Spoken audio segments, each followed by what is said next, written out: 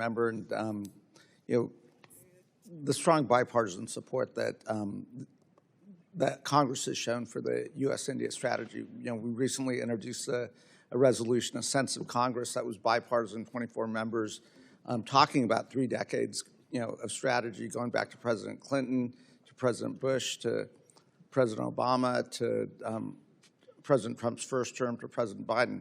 It's clear our interest from the congressional perspective and the administration perspective is a closer relationship, both our economic interests, our geopolitical strategic interests, to create an atmosphere of security, peace, prosperity that yeah, I think both the Indian people want, that we also want.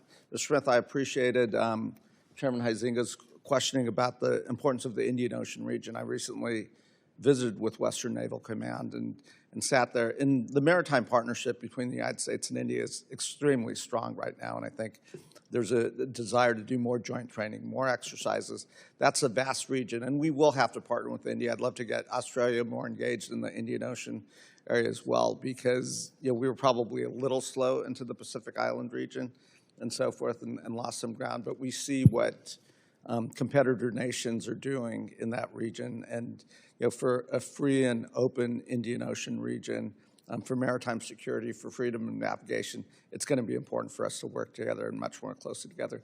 I guess I will ask a question. I know the ranking member had a picture of Prime Minister Modi with Vladimir Putin and Xi Jinping, and that does cause some heartburn for folks in Congress. But I also think my assessment is India understands their long-term interests. They have to coexist with China. They have to, you know, trade with China, look for ways to be competitors with China. But my assessment, having been in India recently, is they also understand a lot of their long-term interests lie with, you know, the West, a lot with the United States, with Europe, others. They're welcoming U.S. multinational companies investing, and you know, there's some synergy there. I guess I'd start with you, Mr. Lalwani. You say that isn't accurate? Absolutely. Mr. Shankar? Yes. Mr. Smith? Yes. Great.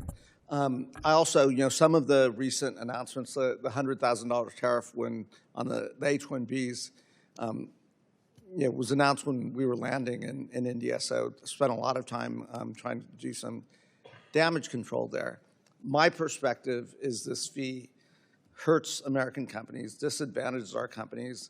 I'm glad that I've heard the president at times say, hey, wait a minute, we need this talent. We need these relationships. We need to work with like-valued allies or I wouldn't say like-valued partners to solve these big challenges, whether that's AI, whether that's biohealth security, whether that's creating redundant supply chains. So I'm glad to see the president starting to put out those comments, and you know, I hope we can work together in Congress to come up with a visa that allows you know, Indian scientists to travel back and forth to the United States, as well as U.S. Scientists and engineers to move back and forth to India.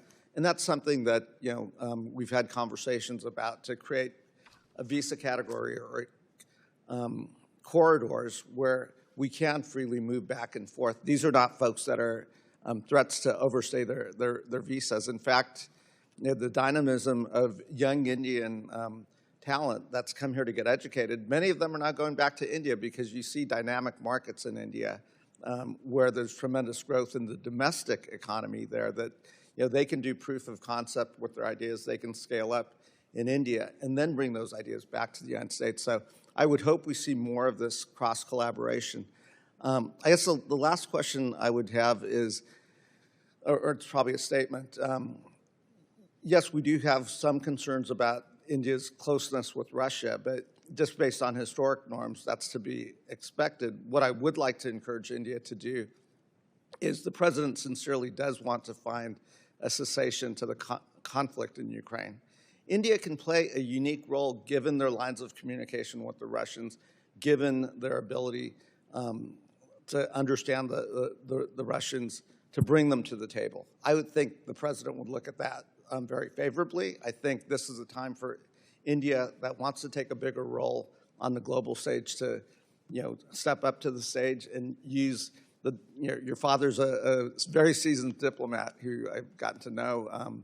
So I think he's very capable of doing this. And then when this conflict ends, we are going to have to work together to figure out how do we bring Russia back into the fold? What does that look like? So